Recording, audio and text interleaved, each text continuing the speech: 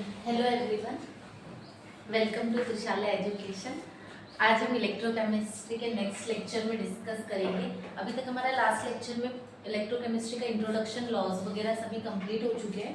अभी हम जो इसमें देखेंगे electrolytic cells and galvanic cell के बारे में। मतलब एक्चुअली एनर्जी कैसे, केमिकल एनर्जी का कन्वर्जन हम इलेक्ट्रिकल एनर्जी में कैसे करते हैं और इलेक्ट्रिकल एनर्जी का कन्वर्जन केमिकल एनर्जी में किस बेस पे करते हैं।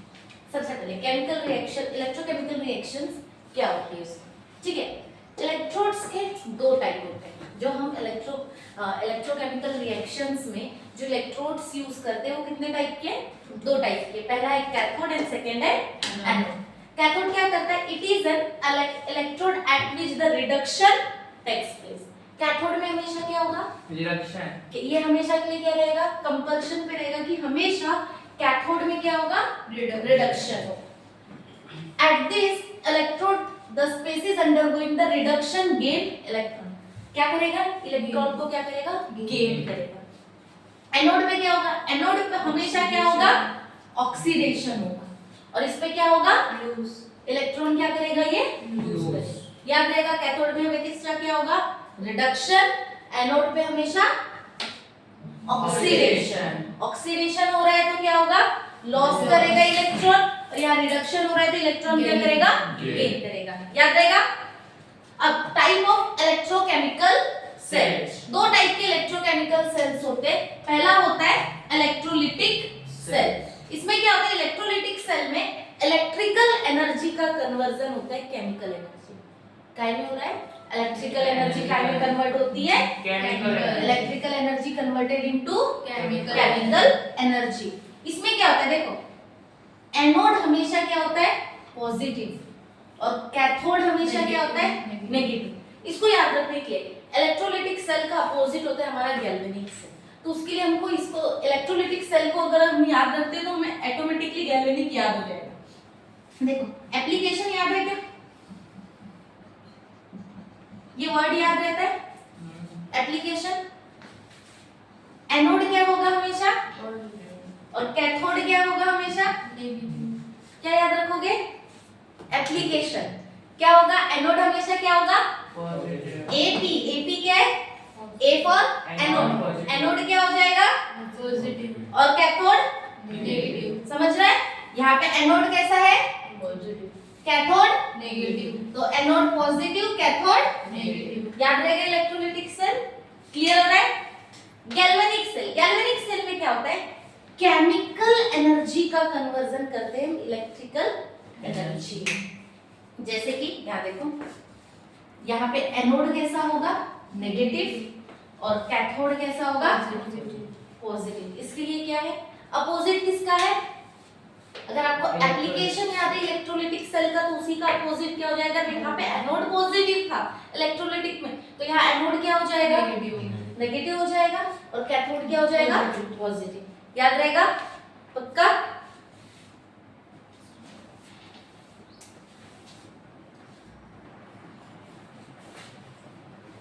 नेक्स्ट टॉपिक पे आता है इलेक्ट्रोलिटिक सेल। इलेक्ट्रोलिटिक सेल में क्या होता है? सबसे पहले तो इलेक्ट्रोलिटिक सेल जो होता है उसमें कंटेनर में जो इलेक्ट्रोलिटिक सब्सटेंस हम जो लेते हैं उसमें दो ग्रेफाइट रॉड को हम क्या करते हैं? डिप करते हैं। उनमें से एक जो रॉड है वो किसके तरीके से काम करती है? एनोड, और एक काम करती है कैथोड। अभी हमने लास्ट देखा था एनोड किसकी तरह का? एनोड पे क्या होता है? ऑक्सीडेशन होता है कि रिडक्शन होता है? ऑक्सीडेशन।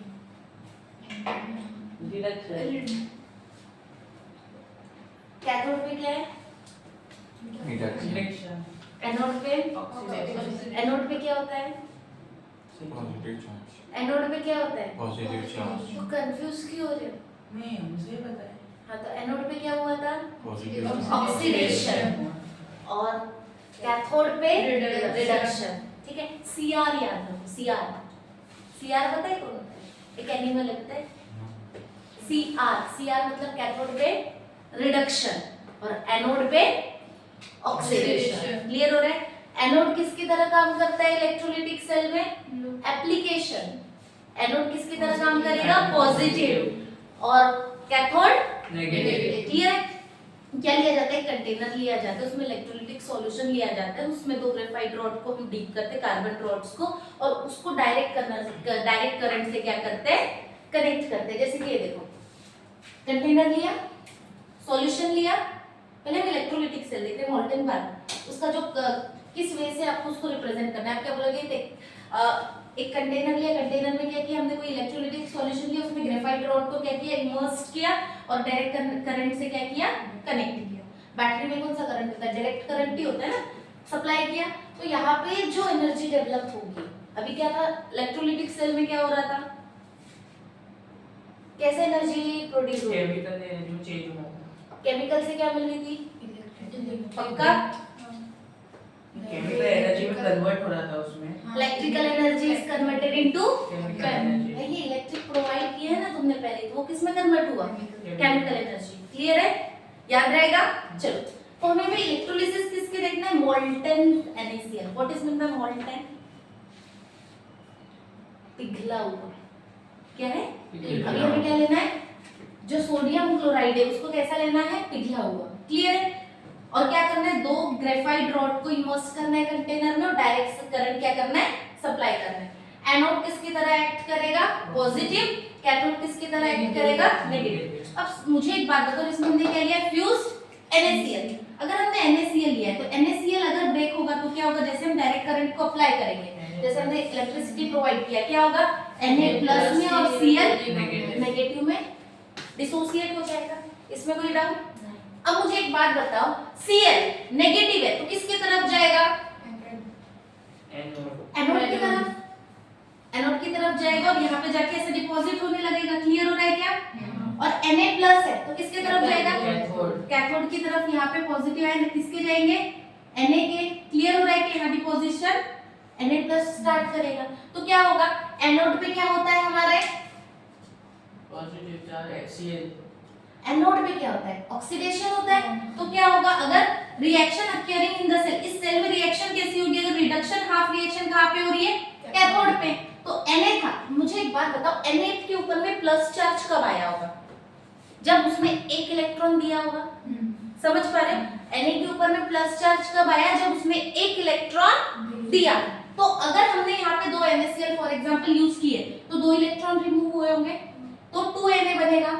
समझ में, अगर हम दो इलेक्ट्रॉन इसको ऐड करवा दें, जो इसने इलेक्ट्रॉन दिए हैं, इधर देखो एक मिनट, Na से समझो, Na के ऊपर में प्लस चार्ज कब आया, जब इसने एक इलेक्ट्रॉन दिया था। तो इसको अपने आप को फिर से सोडियम, प्रॉपर सोडियम बनाना है, तो इसको क्या करना पड़ेगा, एक इलेक्ट्रॉन इसको लेना पड़ेगा, तभी जाके तो ये Na बनेगा ना।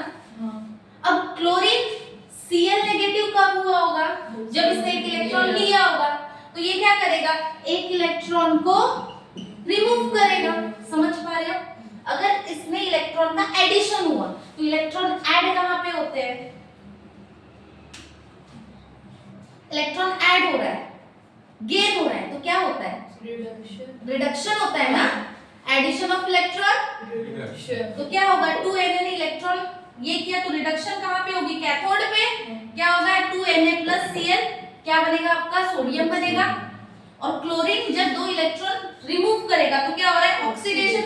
Loss of electron is known as oxidation, ये तो होता ही है ना। तो क्या हो जाएगा, 2Cl क्या हो जाएगा, Cl2+। अगर हमें पूरी ओवरऑल रिएक्शन देखनी है, नेट रिएक्शन देखनी है कि इस सेल में पूरी रिएक्शन क्या हुई है, तो क्या होगा, 2 इलेक्ट्रॉन 2Na बनेगा, 2Cl - Cl2+2 इलेक्ट्रॉन क्या हो जाएगा,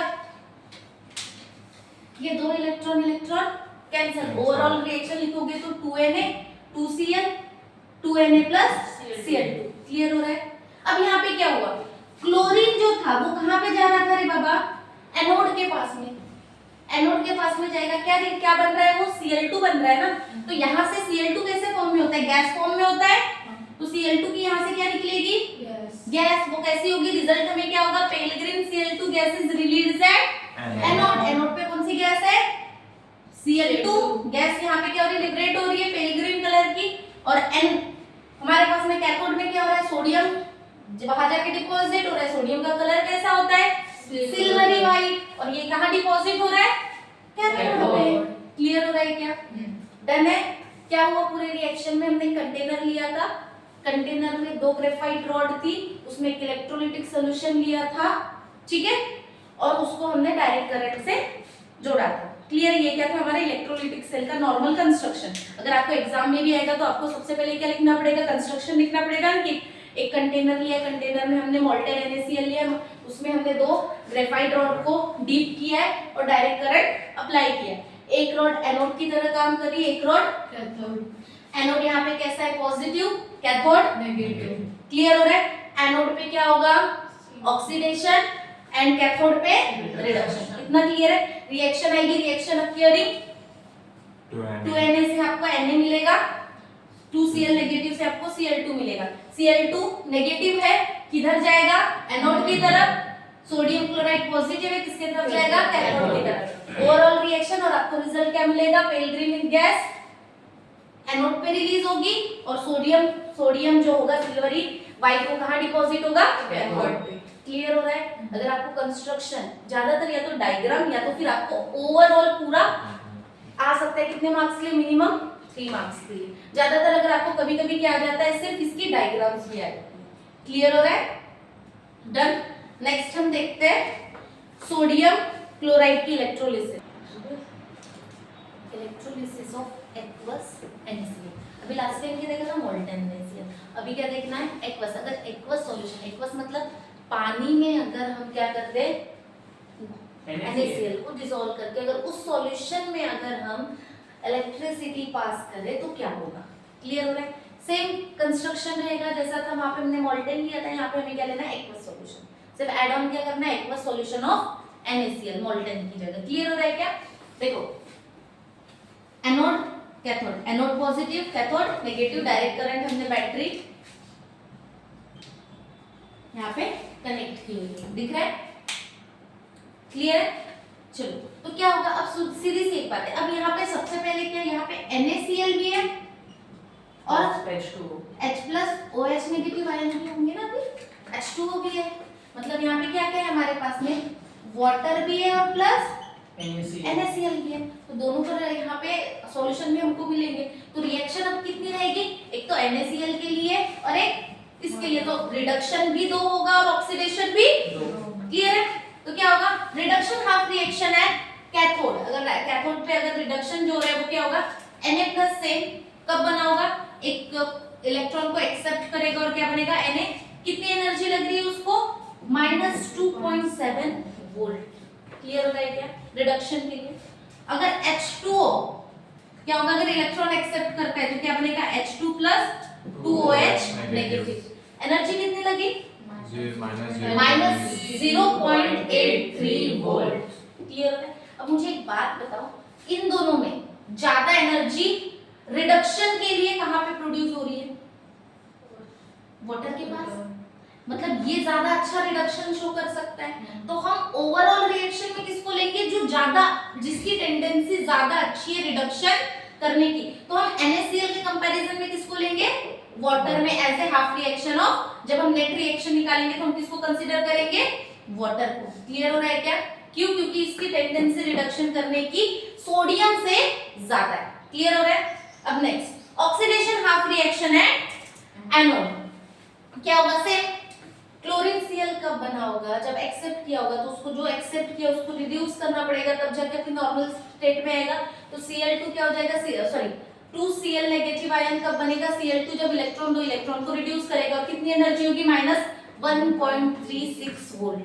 क्लियर हो रहा है? नेक्स्ट H2O, H2O में भी तो क्या होगा, ऑक्सीडेशन होगा ना, तो क्या होगा, H2O O2 में कन्वर्ट होगा, यहाँ से कितने इलेक्ट्रॉन निकलेंगे, 4। क्यों, ऑक्सीजन कैसा है, डाई नेगेटिव, ऑक्सीजन कैसा है, डाई नेगेटिव, तो 4 इलेक्ट्रॉन निकलेंगे रे बाबा। समझ में आ रहा है? तब जाके वो नॉर्मल ऑक्सीजन में आएगा। क्लियर हो रहा है? तो 4 इलेक्ट्रॉन और यहाँ पे 4H+ आयन होंगे, तो हमें क्या मिलेगा, कितनी एनर्जी यूज हो रही है, -0.40 वोल्ट। अब एक बात बताओ, दोनों में से सबसे अच्छा ऑक्सीडेशन कौन कर रहा है, वाटर ही कर रहा है। पर ओवरऑल रिएक्शन में जब हम यहाँ पे रिएक्शन देखते हैं तो ये जो Cl2 जो गैस है वो लिबरेट कहाँ पे होती है, किसकी पर होना किसको चाहिए था, ऑक्सीजन को ना, पर रिएक्शन में क्या बोलते हैं Cl2 कहाँ पे लिबरेट हो रही है, तो इसीलिए हम ओवरऑल रिएक्शन में किसको कंसीडर करते हैं, क्लोरीन को। समझ में आ रहा है। पहले कंडीशन में हमने वाटर क्यों लिया है, क्योंकि इसका जो रिडक्शन जो रेट है एज कंपेयर टू सोडियम ज्यादा है। क्लियर हो रहा है। तो हमने क्या कंसीडर किया है, H2O2 की reaction as a reduction. Oxidation में हम इसकी जगह ये क्यों नहीं यूज करें, क्योंकि हम ओवरऑल रिएक्शन में देखते हैं, जब हम जो रिएक्शन हो रही है इस कंटेनर में हमें क्या दिखता है कि एनोड पे ऑक्सीजन की जगह कौन सी गैस लिबरेट हो रही है, Cl2। तो हम किसको कंसीडर करते हैं, इस फर्स्ट रिएक्शन को। पर अगर देखा जाए as per oxidation rate as compare to chlorine and water, किसका अच्छा है, वाटर का। ये देखो -4 एंड -0.4 है और ये -1.2, ज्यादा किसका अच्छा है, वाटर का। क्लियर है। पर हम कंसीडरेशन क्यों लेते हैं, क्योंकि Cl2 लिबरेशन होता है एनोड ऑक्सीजन की जगह, ऑक्सीजन गैस की जगह कौन लिबरेट होता है, Cl2। क्लियर है। ओवरऑल रिएक्शन देखेंगे 2Cl Cl2 2 इलेक्ट्रॉन। क्लियर हो रहा है। सेम वाटर को लिखा क्या हो जाएगा, यहाँ देखो 2 इलेक्ट्रॉन कट, क्या आ जाएगा 2H2O 2Cl नेगेटिव, क्या फॉर्म होगा Cl2 H2O। अब यहाँ देखो, यहाँ पे हमारे पास में 2OH फॉर्म हुआ, कहाँ पे फॉर्म हुआ है, कैथोड पे। OH कहाँ फॉर्म हुआ है, कैथोड। अभी भी हमारे पास में ये जो सोडियम बना था ये भी तो अनरिएक्टेड है, ये कुछ बना है क्या अभी, नहीं, ये भी वैसा का वैसा है। तो क्या होता है, ये कैथोड में जो OH फॉर्म होते हैं वहां से सोडियम रिएक्ट होके क्या बनाएगा, NaOH, सोडियम हाइड्रोक्साइड। तो सॉल्यूशन पहले किसका था, एक्वस NaCl का, कन्वर्ट काय में हो जाएगा NaOH सॉल्यूशन। क्लियर हो रहा है क्या। देखो तो रिजल्ट हमें क्या मिल रहा है, H2 gas is liberated at cathode. H plus देता है मतलब पॉजिटिव है, तो कहां जाएगा, कैथोड की तरफ। क्लियर हो रहा है। ठीक है। H2 प्लस है, H2 गैस कहां लिबरेट हो रही है हमारी, कैथोड। और Cl2 नेगेटिव है, कहां है लिबरेट हो रही है, एनोड पे। और Na और वो जो OH फॉर्म हुआ था कैथोड के ऊपर में रिएक्ट करके यहाँ पे क्या फॉर्म किया, NaOH। क्लियर हो रहा है क्या, समझा। सबसे पहली चीज आपको लास्ट टाइम एक क्वेश्चन आया हुआ था कि एनोड पे कौन सी गैस रिलीज हो रही है और कैथोड पे कौन सी गैस रिलीज हो रही है, 2 मार्क्स के लिए। सिर्फ आपको क्या बताना था, एनोड पे कैथोड पे कौन सी गैस हुई, H2, और एनोड पे Cl2। क्लियर हो रहा है, याद रहेगा। ये ऐसे छोटे छोटे क्वेश्चंस भी आपको आते हैं। कोई डाउट, क्लियर है पूरा, मोल्टेन एंड एक्वस बोथ।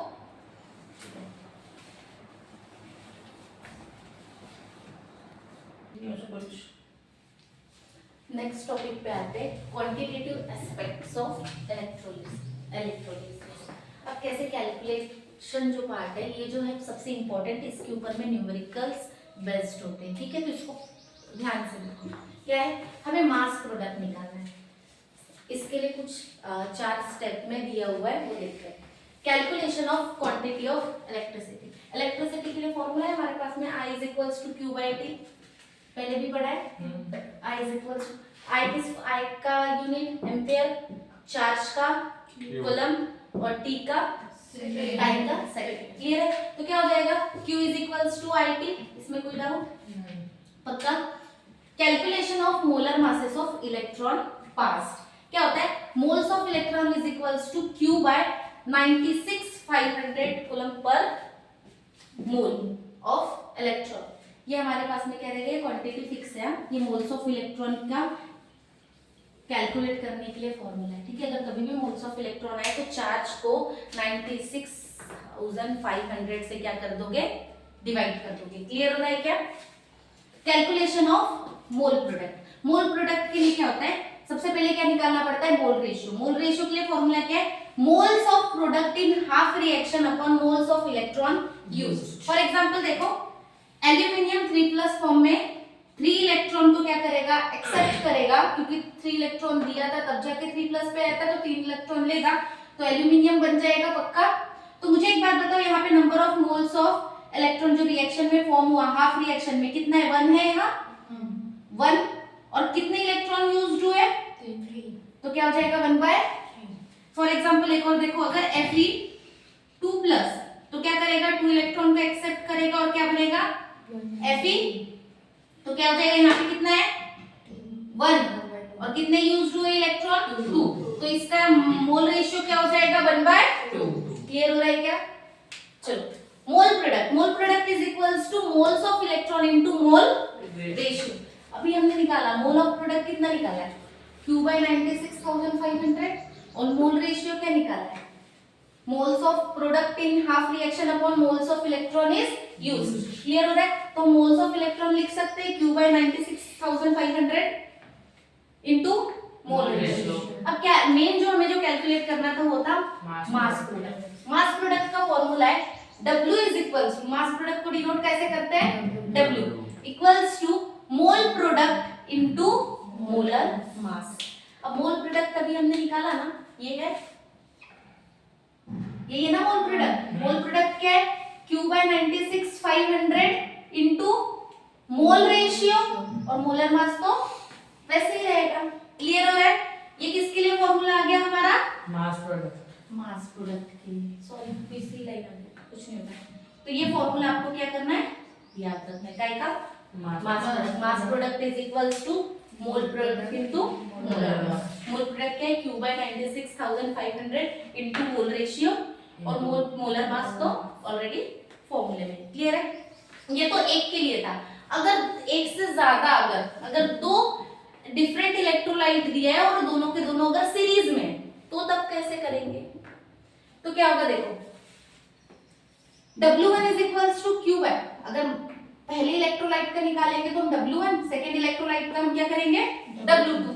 तो क्या हो जाएगा? Q/96,500 into mole ratio 1 into molar मास। मोलर मास को हम m से डिनोट करते हैं। तो W की हो जाए क्या हो जाएगा? Q/96,500 into mole ratio second into m2। अगर मैं इन दोनों क्वांटिटी के टर्म में अगर लिखूं तो यही होगा ना, ये पूरा का पूरा इसमें डिवाइड के फॉर्म में चले जाएगा।